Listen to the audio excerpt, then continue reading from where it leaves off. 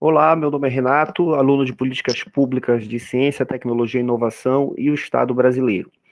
E nesse tema 2, nós vamos trabalhar a institucionalização da política de ciência, tecnologia e inovação no Brasil, né? Então, entender como se estabeleceu essa política no nosso país. Esse nosso encontro vai responder duas questões e está dividido em dois momentos, né? Então, o primeiro momento em que nós vamos tentar responder de que forma o desenvolvimento econômico-social é historicamente promovido pelo progresso científico e tecnológico. E, posteriormente, como ocorreu a institucionalização de políticas de ciência, tecnologia e inovação no nosso país, no Brasil. Primeiro, a gente precisa trabalhar alguns conceitos, e o primeiro desses conceitos é paradigma tecnológico, né? Que é um modelo e um padrão de solução para problemas tecnológicos específicos e incorpora fortes diretrizes sobre a direção da mudança e do progresso técnico. Ele é estabelecido na medida em que as descobertas a gente pode caracterizar como novos fenômenos ou novas formas de raciocínio para explicar o conhecimento, e inovações. Inovações, como a gente já conhece, o conceito, por exemplo, do Manual de Oslo, né, a implementação ou a introdução de novos produtos, serviços ou processos se organizam e interagem com a sociedade e a economia.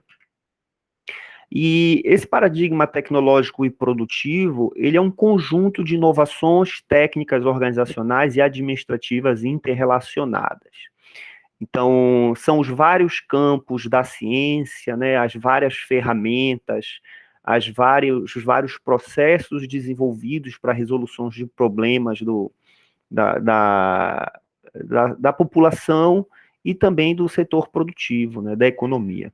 Mas como se estabelece um paradigma, né, e como ocorre, assim como se estabelece e perdura, mas também como ocorre a mudança desse paradigma, a mudança desse conjunto de inovações técnicas. Bem, e aí essa aula ela foi composta, o conteúdo dessa aula foi composta aí pelo referencial bibliográfico, né, e também pelos nossos conhecimentos das aulas anteriores. Ainda na disciplina de prospecção, nós fomos apresentados a curva S, né, que é esse instrumento que nos ajuda a entender o ciclo de vida de uma tecnologia, né, e aqui está sendo apresentado para nós a relação entre o esforço, nesse caso aqui, de tempo e a difusão desse paradigma tecnológico. Lembrando que a curva S, a gente trabalhou a relação entre o esforço, né, pela seta horizontal, que é o esforço compreendendo o tempo e o investimento, né, de recursos, e a seta vertical, no caso aqui a gente está tratando somente de fusão, mas a gente fala também do desempenho, né, a gente tem que lembrar também do desempenho dessa tecnologia, o aumento da performance dele. Mas nesse caso aqui nós vamos nos deter a relação entre tempo e difusão. É possível observar que quando ele trata aqui de sociedades agrícolas, então aí a gente está falando da história da humanidade, né? Como esses paradigmas tecnológicos, esses conjuntos de inovações e técnicas se deram ao longo da história da humanidade.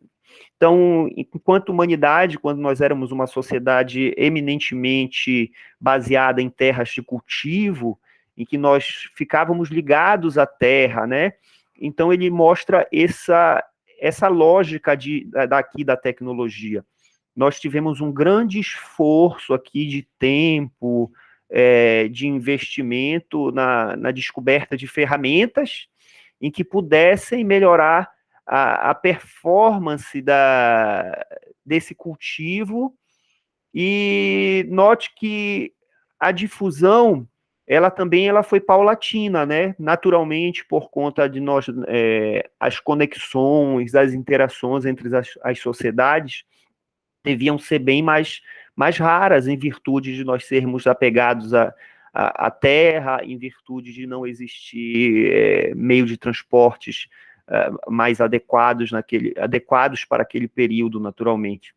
Então, a difusão ela é lenta, e à medida que a sociedade vai se desenvolvendo, vai avançando, as interações vão acontecendo, essa tecnologia vai sendo difundida, vai ser utilizada por outros povos, por outras sociedades, até que chega um momento em que aquelas técnicas e aquelas inovações, aquelas tecnologias, aquele ferramental ele já está popularizado, ele já está sendo utilizado por diferentes indivíduos, diferentes comunidades, mas chega um momento que aquele paradigma ele vai se esgotando e ele vai sendo substituindo por outros conjuntos. E aí, na história da humanidade, a gente começa a pensar aí nas sociedades comerciais, a gente fala aí do mercantilismo, né, em que é baseado na troca de bens, na troca de insumos, né? A gente tem as sociedades mercantilistas, a lógica de exploração da metrópole para com a colônia, né?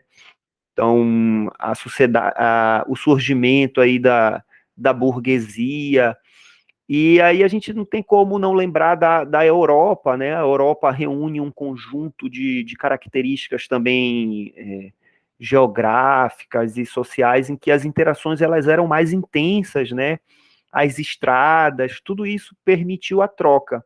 E aí, nessa sociedade comercial, a gente vê que essa relação de tempo e difusão, ela diminui. Novamente, quando a gente vai para sociedades industriais, em que o crescimento, o surgimento das máquinas substituindo os homens, o aumento da produção, os meios de transportes, novamente, esse tempo em relação a essa difusão desse paradigma, ele se torna ainda menor. E, finalmente, a sociedade pós-industrial, quando a gente está falando aqui do crescimento do setor de serviços em oposição daquilo que era produzido mecanicamente, o aumento das tecnologias de informação e conhecimento, e o uso intensivo do conhecimento, né, para a resolução de problemas. Aí a gente tem uma interrogação, né, a questão da incerteza, é tudo muito rápido, tudo rapidamente substituído. Trajetória tecnológica é o caminho percorrido por uma tecnologia ou padrão tecnológico circunscrito aos limites do paradigma. O conceito apoia a noção de regularidades na evolução de uma tecnologia, propiciadas pelas oportunidades tecnológicas, processos de aprendizagem e predomínio de certos caminhos em relação a outros. Então, a gente viu, né, como primeiro conceito o paradigma tecnológico enquanto conjunto e um segundo conceito de trajetórias. E essas trajetórias, como a gente já utilizou a curva S, novamente mostrando aqui a trajetória de uma tecnologia, enquanto a gente viu a curva S anteriormente relacionada ao tempo, a relação de tempo e difusão ao longo da história da humanidade, né? A gente agora utiliza aqui a curva S para entender uma trajetória de uma tecnologia específica, por exemplo, né? Então, o S ele representa o ciclo de vida de uma tecnologia, né? No início, a gente gastando muito tempo, a empresa, o inventor, o inovador, o indivíduo, né? Gastando, se debruçando, gastando muitos esforços em investimentos, em tempo, e à medida que ele vai descobrindo quem são o seu público inicial, à medida que ele vai vencendo obstáculos, o grande público vai sendo apresentado, os concorrentes vão conhecendo aquela técnica, aquela inovação, essa difusão ela vai sendo transmitida, e aí a gente percebe um crescimento rápido e acelerado do uso daquela tecnologia. E quando ela alcança ali a sua maturidade, a sua performance, começa a haver um declínio. E naturalmente porque os concorrentes estão utilizando, o mercado está utilizando, como é que a gente pode incrementar novos atributos, como é que a gente pode construir uma tecnologia, uma inovação que substitua essa anterior para a gente melhorar a vida da sociedade ou ter mais fatia do mercado, né? E aí inicia-se um novo ciclo de inovação, um novo ciclo da curva S, novamente com a lógica de fase de inovação e desenvolvimento, fase de difusão em grande escala, fase de maturidade e estagnação. E como diz aqui, né, na fase de difusão em grande escala, né, os produtos se padronizam, né, os concorrentes também começam a adotar o modelo ou pensar em novos atributos, e aí as inovações elas passam a se concentrar em melhora da performance da produção e melhora na questão da distribuição para alcançar mais mercados, logicamente uma maior difusão. Aqui esse gráfico, ele apresenta, né, então tudo isso que a gente já está falando esse gráfico ele vem apresentar essa lógica de transição. À medida que uma tecnologia vai alcançando a sua maturidade, uma maior difusão, ela vai sendo copiada pelos concorrentes, então ela vai sendo conhecida, né? Ela perde a própria questão da patente, em que pode cair em domínio público, né? Novas soluções, então são várias variáveis, né? Então a gente vai vendo novas tecnologias surgindo ou novos incrementos surgindo, substituindo em detrimento do anterior.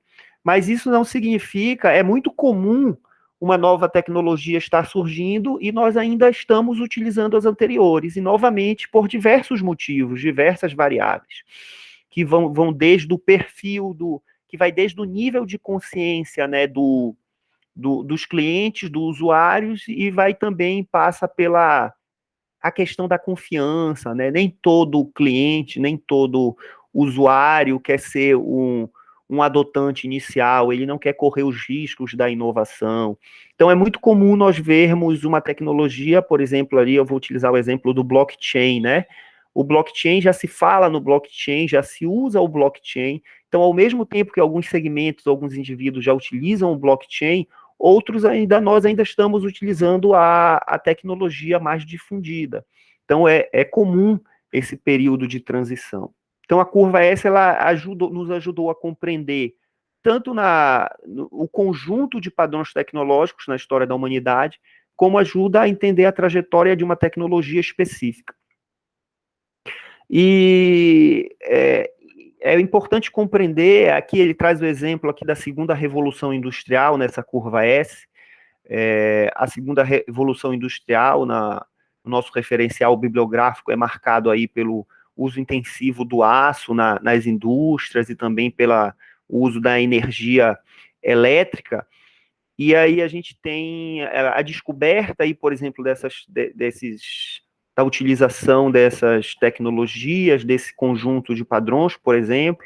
A gente passa a ter uma produção em massa, né, por conta dessa questão do uso de máquinas, né, o uso da ciência. E, finalmente, a globalização, essa aproximação entre os indivíduos, entre nações, vai fazendo com que toda essa tecnologia vá alcançando um grau de maturidade e um grau de desempenho que vai se estabilizando, em que em algum momento vai ser substituído, né, como é o caso da sociedade pós-industrial. E aí ele traz aqui na relação de tempo de 1875, 1945, passando aqui pela Segunda Grande Guerra Mundial, né, que a gente vai falar mais adiante, e a globalização marcada aí pelo ano de 1974.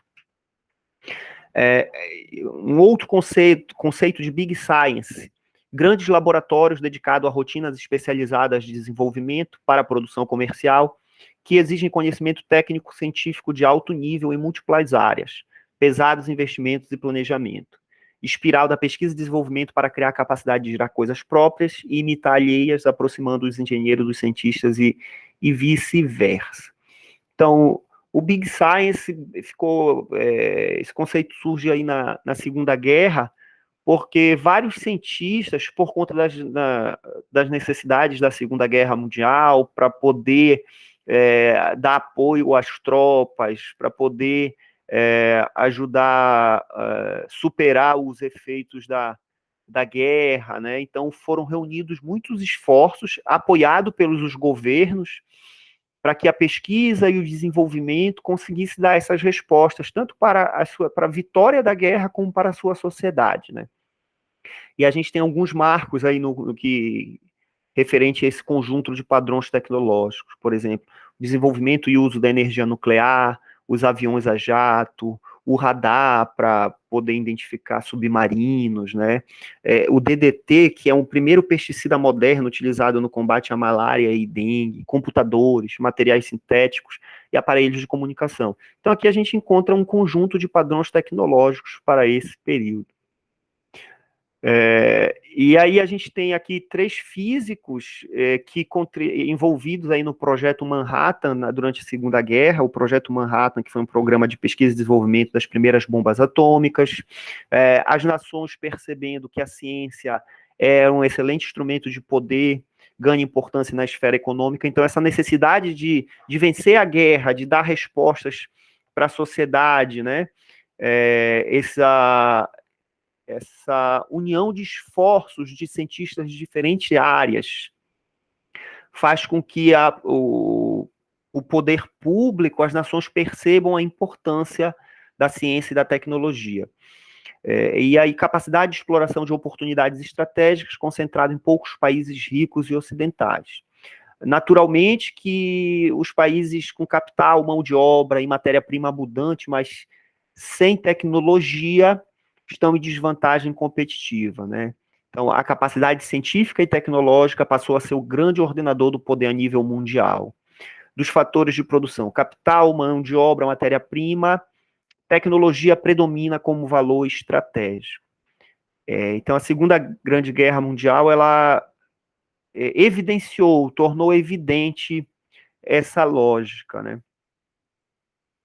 E aqui, essa fonte, né, que fala, é uma carta do presidente Roosevelt, para o Bush, um diretor de pesquisa, um alto diretor de pesquisa e desenvolvimento no fim da Segunda Guerra Mundial, em que o presidente diz para ele que todos aqueles conhecimentos adquiridos ao longo da Segunda Guerra, eles não podiam ficar escondidos, que, naturalmente, preservando aí as questões de segurança nacional, mas tudo aquilo tinha que ser divulgado e tinha que ser aproveitado para os ciclos seguintes.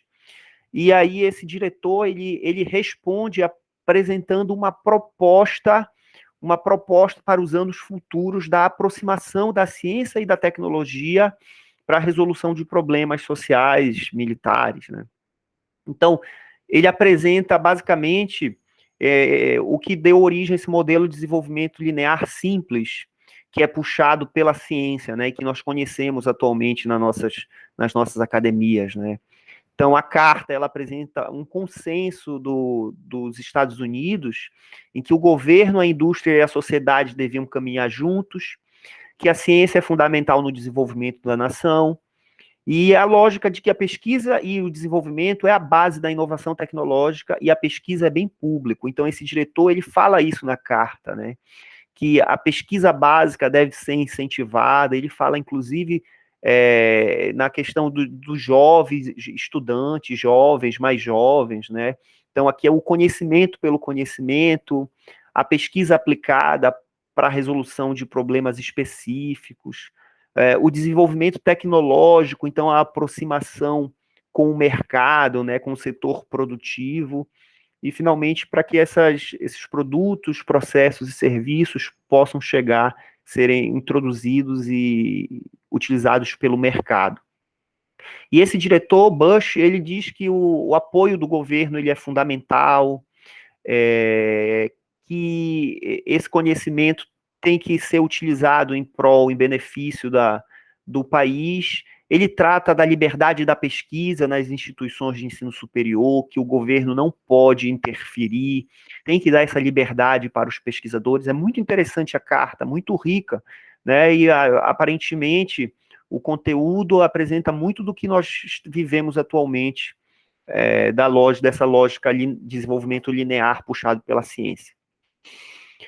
A visão linear nem sempre acompanha a inter-relação ciência e tecnologia que estimula o desenvolvimento. Algumas vezes a ciência avança a partir da pesquisa básica sem intervenção da tecnologia. Outras, a tecnologia avança sem a intervenção direta das descobertas científicas. O avanço em uma causa, impacto na outra.